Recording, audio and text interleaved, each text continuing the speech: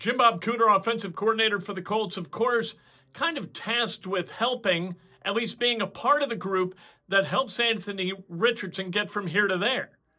Interesting to hear him talk and hear James Boyd's going to ask him a question that I absolutely love, and he got a great response from Jim Bob Cooter and how this thing kind of works and what is shared with the media and what isn't. Yeah, it's just staying really consistent within that weekly process, which becomes a daily process, right? What does what does Tuesday look like? What does Wednesday look like? We have our meetings, our walkthroughs, our practices. Uh, those are scheduled out. What's the process around that? How can we improve that? How can we become more consistent within that? Each day is a little bit different. Each day has a different emphasis for part of the game, or maybe something we're focusing on, or maybe something defensively that they're really good at, or we really got to dive into mentally. It's a consistency of the process and just sort of attacking that. And sometimes for a young player, just figuring out exactly what that is, exactly what that looks like, and having a chance to really evaluate that and sort of put that good plan together, put that good sort of weekly process, weekly plan together. So he's working through that. He's working hard. Just sort of keep on working. We're going to keep on working.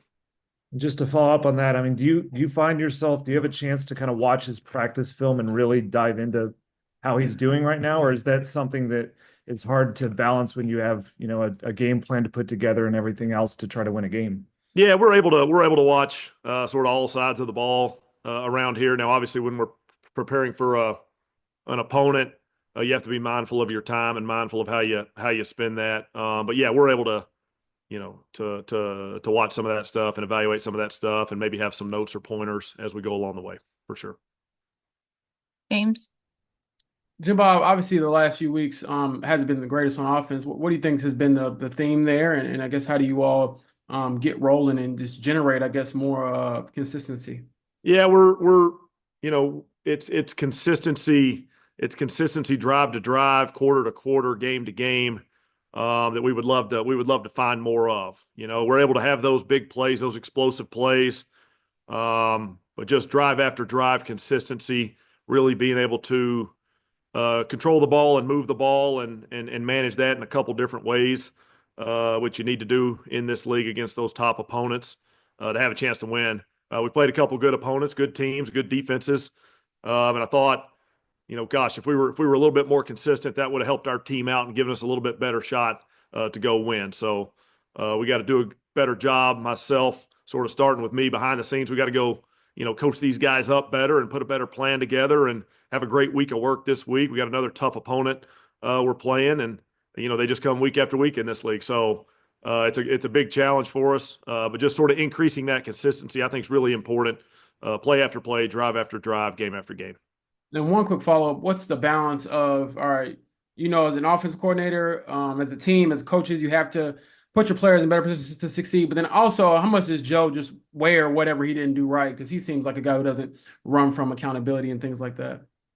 How much does he weigh? I'm sorry, I missed the middle part. I guess how much does he just, I guess, own it in a sense? Like, what's the balance of that? Like, okay, we know we have a guy in there who's not going to make any excuses for how he's played, so it's not just all on us, but he knows he has to perform better as well. Like, what's that balance like? Yeah, I think accountability is a key part of a successful NFL team. It goes all around. It's coach to player, player to coach, player to player. We're all accountable to each other.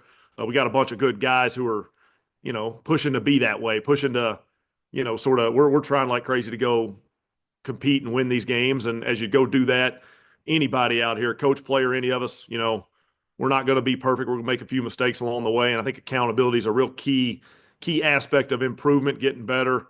You go through your good stretches and your bad stretches in a season. And a lot of times sort of having the ability to say, shoot, I made a mistake on that one, or I want that one back, can help you sort of avoid that mistake in the future. So accountability is definitely something we talk about, something we believe in. George? Jim Bob, as you go through this process with Anthony, have you seen growth from him in the last couple of weeks as he's been kind of out of the public picture? And how do you internally measure that growth?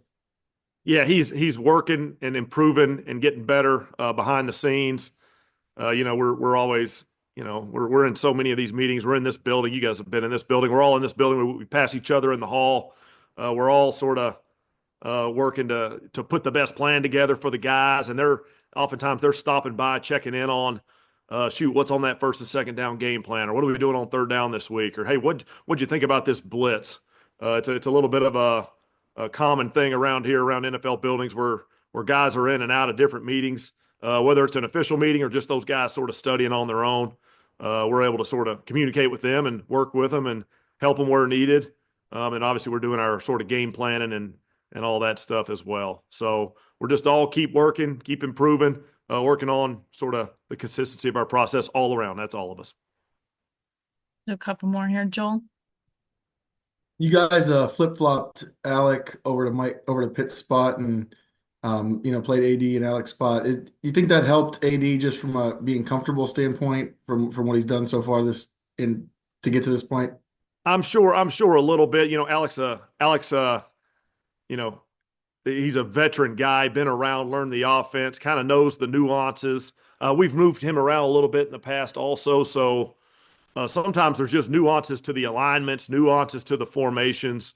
And Alec, had a little bit of background doing that. We thought that would serve a purpose to maybe make them both a little more at ease within the whole situation. We're able to manipulate formations as needed to get guys where we want them, pretty much. So from a learning standpoint, a weekly process standpoint, we thought that was probably the best. And both those guys went out there and played some good ball, did a good job with their role. So guys did a nice job with it. Last two, we'll go James and then Nate.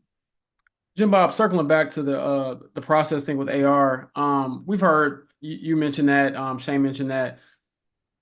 It's sort of vague, quite frankly, but with Anthony, is it unvague for him? Like, is it clear? Do you think that he understands fully what is expected of him, in whatever role he is with this franchise at the moment? Yeah, I think it's more in our interest to be less vague with him and a little more vague with you guys. I don't always love coaching guys through the media. I like to coach them for real, and we're trying to communicate like crazy. We're teachers, and thus we're communicators at our core. That's what we do as coaches. If something doesn't get, if something doesn't quite happen the way you think it should, a lot of times as a coach, you probably ought to look at how you said it. How did I coach this guy? How did I teach that thing? So we're making sure that we detail that out. We're making sure that we have a good plan for that, so that we're that process is getting more consistent as these weeks go, and Anthony and all our guys have a clear view of what that is and what that maybe can be to be a little bit better. But yeah, vagueness is a key. Sometimes sitting in front of this big screen TV here with the microphone, but the opposite is a little bit better with the players, I think, sometimes. So respect. Thank you. And last question from Nate. All right. Well, I'm fearing the vagueness a little bit, but just wanted to ask you about Jonathan Taylor, because it seems like there's been a thing this year where you guys have run him early and he's having success, and then get to the fourth quarter and he doesn't seem to have as big of a role. Is that, do you find, is that related to like the score? Does the score dictate that? Is there a point in the game where maybe you're looking to give him a break that just aligns with that? And would you like to see that? Does that need to change to where he becomes a bigger player in the fourth quarter for you guys? Yeah, I think I think there are multiple sort of whys for that. A little bit of that is the score. Sometimes, at the end of those games, and you don't want to find yourself down multiple scores late in games, but a little bit, a couple times this year we have.